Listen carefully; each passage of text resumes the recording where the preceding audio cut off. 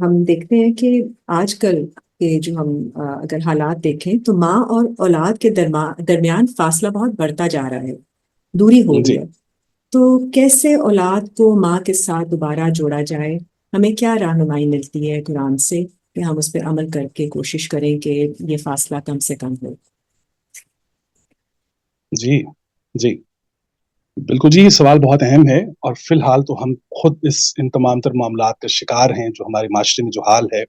کہ ماں باپ کے درمیان اور اولاد کے درمیان ایک فاصلہ آ چکا ہے اور کنورسیشنل گیپ ہے، آپ دیکھیں گے تو اس کو کیسے کم کیا جا سکتا ہے اور اس کے بارے میں قرآن کریم کیا کہتا ہے۔ تو میں یہ چاہوں گا کہ آپ لوگ اگر کائنڈلی ایک آیت نکال لیں جس پر ہم پہلے بھی بات کر چکے ہیں، یہ سورہ القصص کی آیت نمبر 7 ہے جی، کائنڈلی اگر یہ آپ لوگ نکال لیں، جی سورہ القصص کی آیت نمبر 7۔ جی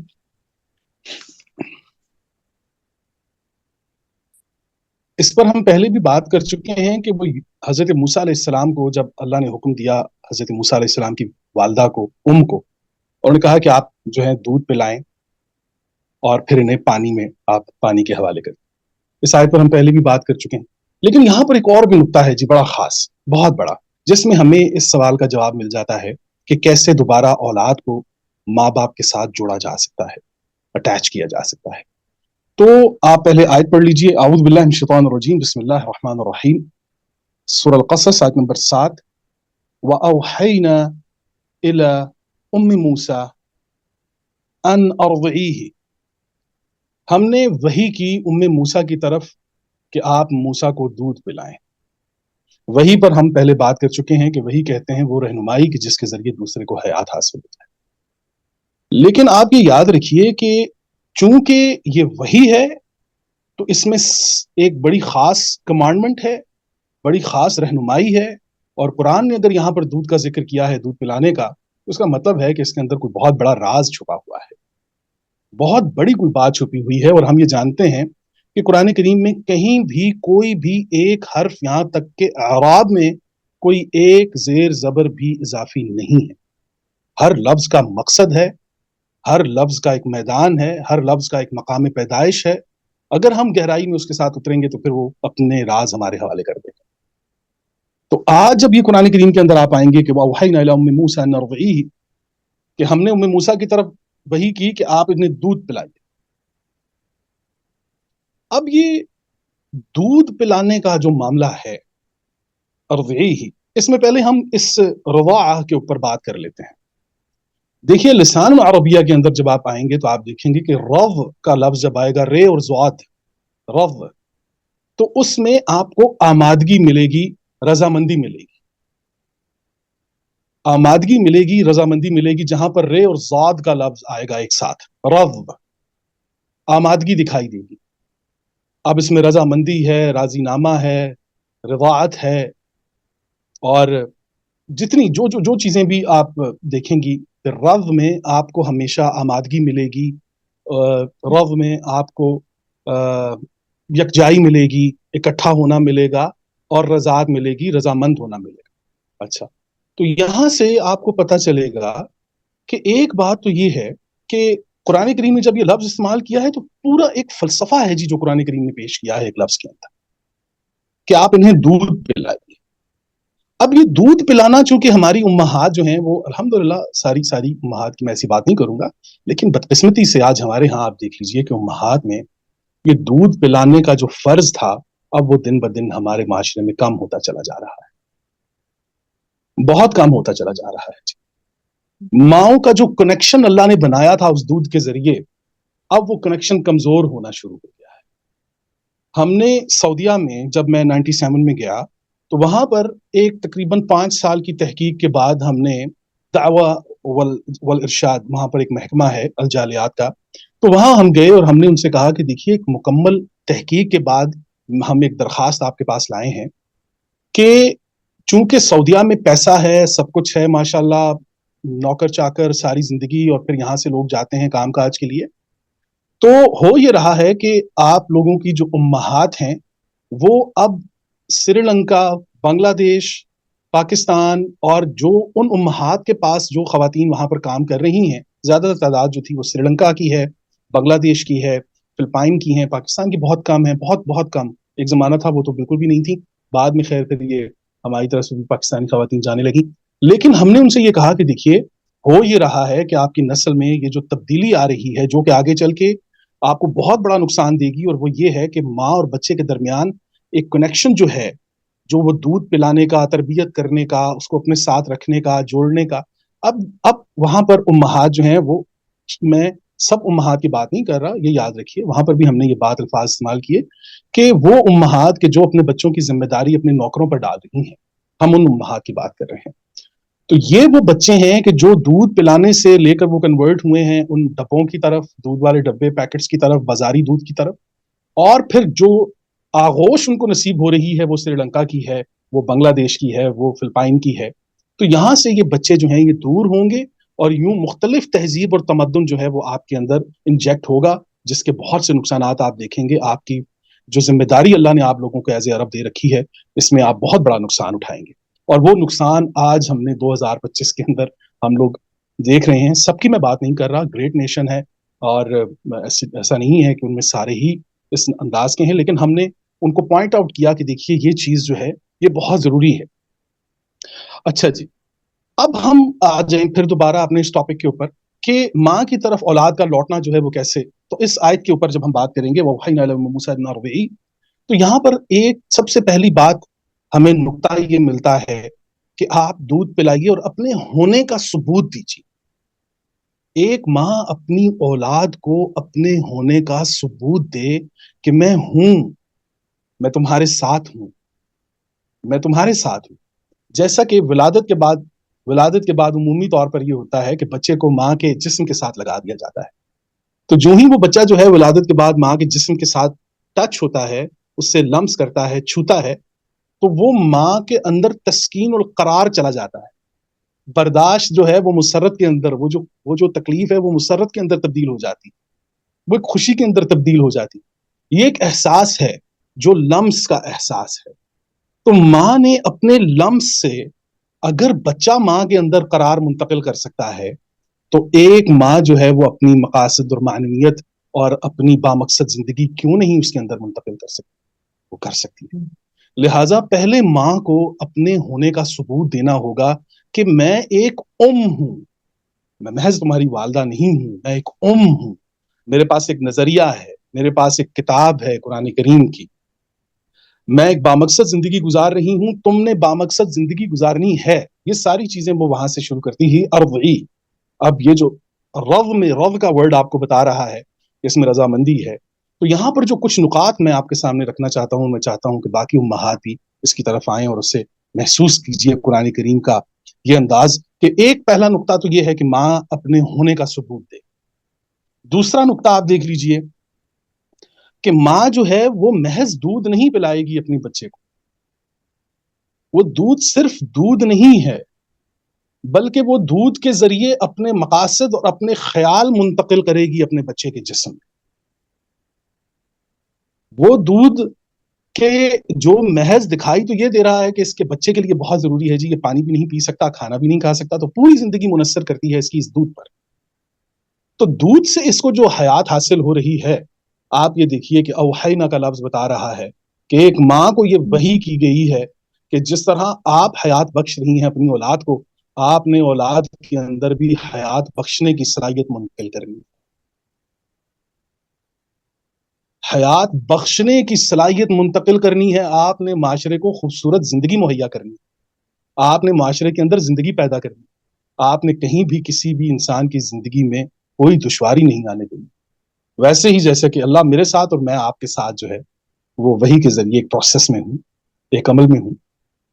تو کمال آپ دیکھیے کہ دودھ کی شکل میں ماں جو ہے وہ اپنے خیالات منتقل کرتی ہے, اپنا تصور منتقل کرتی ہے اس بچے کے اندر. رضعی کا لفظ ہمیں بتا رہا ہے کہ ایک رضامندی ہے. اب اس دودھ کے ذریعے ماں جو ہے اس کو جو سب سے خوبصورت صلاحیت دے سکتی ہے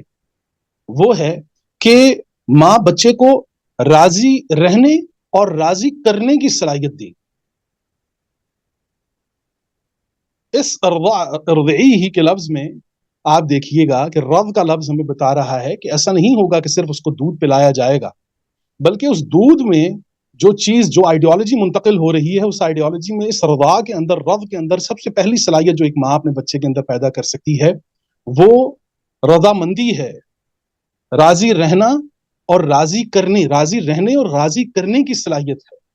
آج آپ دیکھیے ہمارے گھروں میں 6 مہینے سال بچے جو ہیں وہ اپنی اولاد اپنے ماں باپ سے دور ہیں، ماں باپ ہیں تو سال اپنی اولاد سے بات نہیں کر رہے، اور کیوں؟ وہاں پر راضی رہنے اور راضی رکھنے کا کوئی ایسا انتظام نہیں کیا گیا، راضی رہنے کا راضی رکھنے کا کوئی انتظام ہم آپس میں کسی کنورسیشن کے اندر ہم لوگ نہیں کرتے، بلکہ میں آپ کو ایک بڑی خاص بات بتاؤں کہ ہمارے ہاں ہو یہ رہا ہے کہ لوگ دسترخوان پر گفتگو کرتے ہیں، ماں باپ اپنی اولاد کو دسترخوان پر نصیحت کرتے ہیں،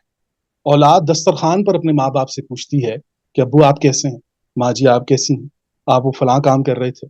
تو یہ یاد رکھیے کہ جس دسترخوان پر بیٹھ کر ایک فیملی جو ہے وہ کنورسیٹ کرتی ہے، آپس میں بات چیت کرتی ہے، تو سمجھ جائیں ان کے پاس وقت نہیں ہے،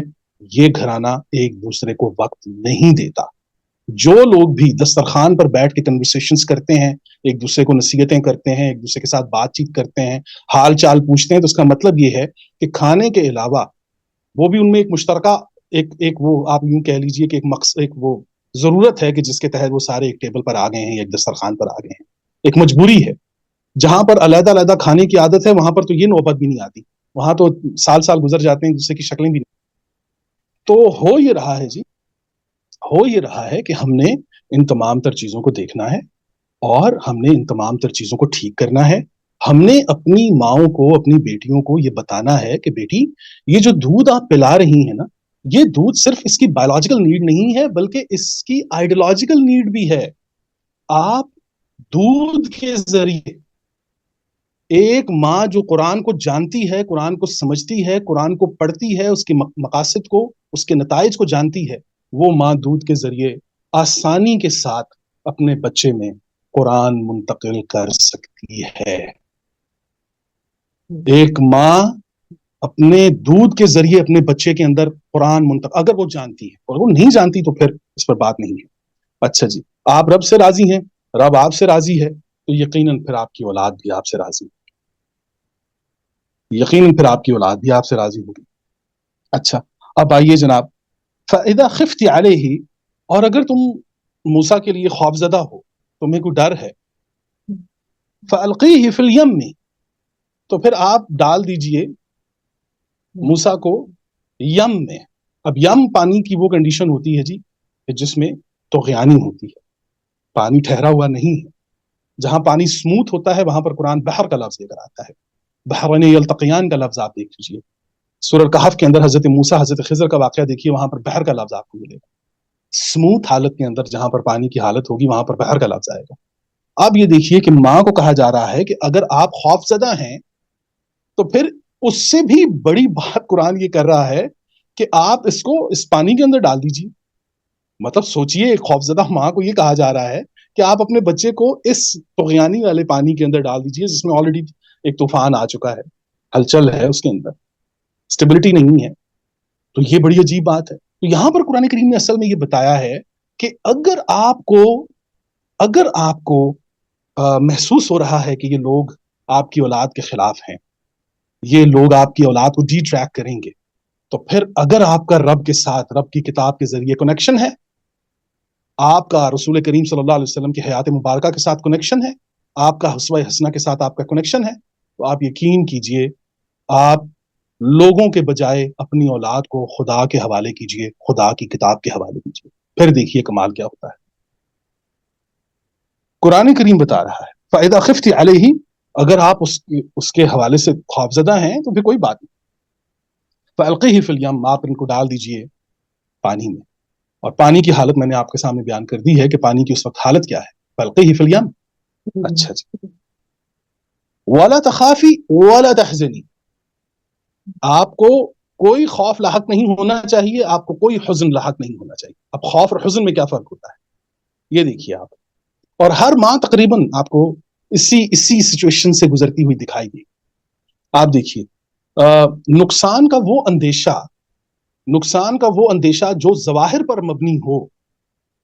اسے خوف کہا جاتا ہے۔ نقصان کا وہ اندیشہ جو ظاہری حالت پر مبنی ہو اسے خوف کہا جاتا ہے، اور نقصان کا وہ اندیشہ کہ جو باطنی معاملات میں ہو، اندر ہی اندر ہو، آپ کسی کے ساتھ شیئر نہیں کر سکتے، وہ ایک دکھ ہے، ایک تکلیف ہے، ایک درد ہے، وہ معاشرے سے ملا، اولاد سے ملا، کسی کے رویے سے ملا، کچھ بھی جو باطن میں ہے، آپ اندر ہی اندر گلتے جا رہے ہیں، اندر ہی اندر کوئی چیز آپ کو دیمک کی طرح کھا رہی ہے، تو وہ نقصان کا اندیشہ جو باطنی حالت میں ہے اسے قرآن حزن کہتا ہے۔ تو ہمیشہ آپ دیکھیں گے کہ مائیں جو ہوتی ہیں، امہات، وہ ان دونوں کنڈیشن سے ضرور گزرتی ہیں۔ ایک تو انہیں یہ خوف لاحق ہوتا ہے کہ یہ نہ ہو جائے، فلاں چیز نہ ہو جائے، وہ بتا رہی ہوتی ہیں، بول رہی ہوتی ہیں، تو بذریعہ کلام جو چیز ان کو نقصان کا اندیشہ آئے گا وہ خوف ہوگا، لیکن وہ چیز جو وہ کسی کے ساتھ ڈسکس نہیں کر سکتی وہ حزن کے اندر آئے گا۔ تو قرآن کریم نے اندر اور باہر، ظواہر اور باطن میں دونوں حالتوں میں کہہ دیا ہے کہ ام موسیٰ آپ نے ان دونوں چیزوں میں آپ نے مبتلا نہیں ہونا۔ تو ایک ماں کو، اب یہ آپ آگے لفظ بھی دیکھیے، اس سے بھی بڑے الفاظ ہیں، اِنَّا رَدُّوهُ إِلَيْكِ، ہم ان کو واپس لوٹائیں گے آپ کی طرف۔ الیک کا لفظ جب آپ دیکھیں قرآن کریم میں، الیک اور علیک یہ دونوں الفاظ مختلف ہیں جی۔ علیک میں جب کوئی لفظ آئے گا عین سے جو ہوگا، اس میں آپ کو محنت ملے گی، مشقت ملے گی، لیکن الیک میں ہمیشہ آپ کو نرمی ملے گی، شفقت ملے گی، محبت ملے گی۔ تو اب قرآن کریم یہاں پر ان کو یہ بھی گارنٹی کر رہا ہے کہ میں موسیٰ علیہ السلام کو واپس لاؤں گا، لیکن بہت نرمی کے ساتھ، کسی مشکل میں مبتلا کر کے نہیں، موسیٰ لوٹیں گے آپ کی طرف۔ اب یہ دیکھیے، اِنَّا رَدُّوهُ إِلَيْكِ وَجَعَلُهُ مِنَ الْمُرْسِلِينَ، اور ہم موسیٰ کو رسولوں میں سے ایک رسول بنائیں گے، ہم موسیٰ کو رسولوں میں سے ایک رسول بنائیں گے۔ اچھا جی، تو معلوم ہوا کہ اولاد کو کسی شے کے قابل کرنے کے لیے، اولاد کو کسی مقام پر لے جانے کے لیے، کسی منصب تک پہنچانے کے لیے ماں کو بے خوف ہونا پڑے گا۔ اگر ماں خوف اور حزن کے اندر مبتلا ہے تو پھر یہ ماں یہ کام نہیں کر سکتی۔ میں نے عرض کیا تھا کہ ایک جو ہے وہ امت کی بنیاد ہے۔ یہاں ایک اور چیز بھی ایڈ کر لیجئے کہ ایک جو ہے وہ ایک بہترین امام بھی ہے۔ امام کا مادہ بھی آپ کو کے ساتھ ملتا دکھائی دے گا، اسی زمین کے اوپر پیدا ہوا ہے یہ لفظ امام۔ جو ہے وہ آپ دیکھ لیجئے، وہ بھی آپ کو امامت کرتی ہوئی دکھائی دے گی، تو اسے یہ امامت کرنا ہوگی۔ تو بات یہ ہے کہ اگر قرآن کریم نے یہ بتا دیا ہے کہ ایک ماں اللہ پر بھروسہ کر کے اپنی اولاد کو دودھ پلائے اور بغیر کسی خوف کے اللہ کے کہنے پر، حکم پر، وہ اسے سمندروں کے حوالے کر دے، تو قرآن کریم نے یہ بتایا ہے کہ موسیٰ اگر واپس لوٹ سکتا ہے تو پھر آج 2025 میں ہماری جنریشن ہماری ماؤں کی طرف کیوں نہیں لوٹ سکتی، اگر ہم انہیں قرآن بطور دودھ پلائیں، اگر ہماری امہات قرآن یافتہ ہوں، اور ہماری بلکہ میں آپ کو بتاؤں، ہمارے ایک بڑے خوبصورت سے دوست ہیں، استاد ہمارے، انہوں نے ایک دفعہ بات کی، وہ بات چاہے جسمی اینگل میں ہے لیکن مجھے ان کے الفاظ بڑے پیارے لگے، ان کا ذرا روحانیت سے بڑا گہرا تعلق ہے۔ تو انہوں نے ایک دفعہ فرمایا، انہوں نے کہا کہ جو دودھ پلایا جاتا ہے نا، دودھ، تو انہوں نے کہا کہ میں تو جس بھی بیٹی کو ملتا ہوں تو میں اسے کہتا ہوں، پتر آپ بیٹا دودھ کو دودھ میں درود ملا کے پلا دیں۔ مطلب الفاظ آپ دیکھیے ان کے، کہ آپ اگر کوئی چیز دینا چاہتے ہیں، وہ درود ہے، وہ قرآن ہے، وہ کوئی حدیث ہے، کوئی نظریہ ہے، کچھ بھی ہے، مسلم غیر مسلم کوئی ماں ہے جو کوئی نظریہ، کوئی تصور اپنی اولاد کو دینا چاہتی ہے تو وہ بذریعہ دودھ دے سکتی ہے۔ تو آج ہماری امہات کے پاس یہ موقع ہے کہ ہم اپنی بیٹیوں کو بتائیں کہ بیٹا جی، ایک تو یہ 2-2.5 سال کا جو آپ کو دودھ پلانے کا حکم اللہ نے دیا ہے، اس سے آپ کی ایک بانڈنگ پیدا ہوگی، اولاد کے درمیان آپ اولاد کے ساتھ بہترین آپ کا ایک تعلق بنے گا، یہ لمس آپ کی موجودگی بتائے گی 2.5 سال، اور پھر یقیناً اس کے بعد کسی مشکل دریا میں، کسی مشکل واقعات، پریشانیوں کے دریاؤں میں اگر آپ نے اپنا بیٹا ڈالا دوسروں کے بیٹے کی خاطر، تو یقیناً اللہ جو ہے وہ آپ کا بیٹا آپ کی طرف لوٹا دے گا، یقیناً آپ کی اولاد آپ کی طرف واپس لوٹے گی۔ تو جزاک اللہ خیر جی، یہ ہمیں طرف سے آنسر جی۔ بہت شکریہ جی۔